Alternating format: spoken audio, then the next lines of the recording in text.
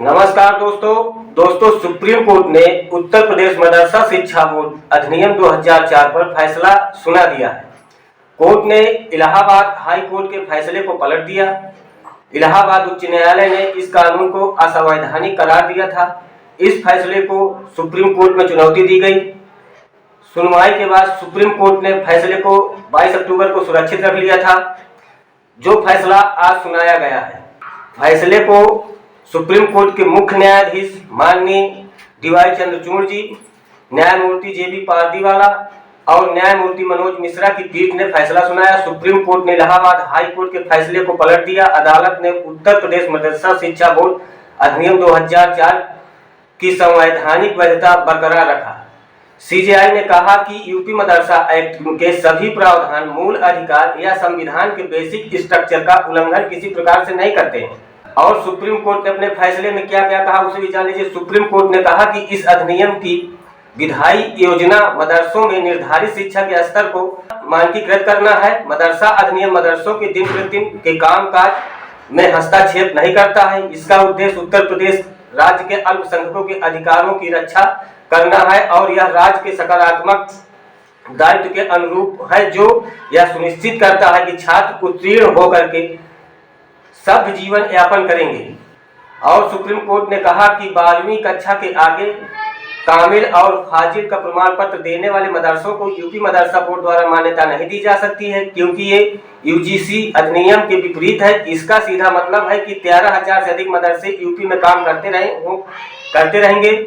राज्य शिक्षा मानकों को विनियमित करेगा। सुप्रीम कोर्ट ने कहा कि मदरसों में शिक्षा के मानकों को विनियमित करते समय राज्य शैक्षणिक संस्थान स्थापित करने और प्रशासन करने के अल्पसंख्यक समुदाय के अधिकार का उल्लंघन नहीं कर सकता है। कोर्ट ने कहा कि मदरसा अधिनियम को असंवैधानिक करार देकर हाई कोर्ट ने गलती की है, क्योंकि इसने सरकार को केवल शिक्षा मानकों को विनियमित करने की अनुमति दी है। 2 दिनों तक चली सुनवाई के दौरान याचिकाकर्ताओं ने दलील दी थी कि उच्च न्यायालय ने गलत तरीके से यूपी मदरसा अधिनियम को वास्तविक उद्देश्य को देखने के बजाय धार्मिक निर्देश देने का उद्देश्य समझा, जबकि अधिनियम के साथ साथ राष्ट्रीय बाल अधिकार संरक्षण आयोग का गठन भी किया गया था। उत्तर प्रदेश सरकार ने सुप्रीम कोर्ट में अपना पक्ष रखते हुए कहा था कि इलाहाबाद हाई कोर्ट के फैसले को हमने स्वीकार किया है और उसके खिलाफ कोई अर्जी दाखिल न करने का फैसला लिया है। सरकार की तरफ से यह भी कहा गया कि जहां तक मदरसा एक्ट की वैधता का सवाल है, तो हमने इलाहाबाद हाई कोर्ट में भी एक्ट के समर्थन में दलील रखी थी और आज भी मदरसा एक्ट को लेकर हमारा वही रुख है। यूपी सरकार के वकील ने कहा कि मदरसा एक्ट को पूरी तरह रद्द करने का फैसला ठीक नहीं। एक्ट के सिर्फ उन प्रावधानों की समीक्षा होनी चाहिए जो मौलिक अधिकारों के खिलाफ है। एक्ट को पूरी तरह खारिज करना उचित नहीं है। वकील ने कहा कि मदरसा एक्ट में बदलाव जरूर किए जा सकते हैं, लेकिन इसे पूरी तरह रद्द करना ठीक नहीं था। अब इस पर सुप्रीम कोर्ट के मुख्य न्यायाधीश माननीय डीवाई चंद्रचूड़ जी ने क्या कहा, वहीं सीजीआई डीवाई चंद्रचूड़ जी ने कहा, धर्मनिरपेक्षता का अर्थ है जियो और जीने दो। उन्होंने सवाल किया कि क्या आरटीआई विशेष रूप से मदरसों पर लागू होता है या नहीं। उन्होंने कहा कि क्या भारत में हम कह सकते हैं कि शिक्षा के अर्थ में धार्मिक शिक्षा शामिल नहीं हो सकती है। यह मूलतः एक धार्मिक देश है।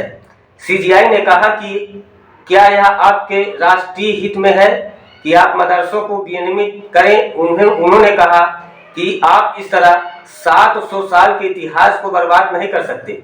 सीजीआई ने कहा, मान लीजिए कि हम हाई कोर्ट के आदेश को बरकरार रखते हैं, फिर बच्चों के माता पिता उन्हें मदरसा भेजेंगे। तो दोस्तों,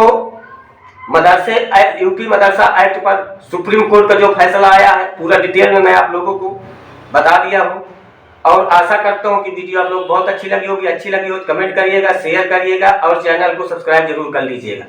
धन्यवाद।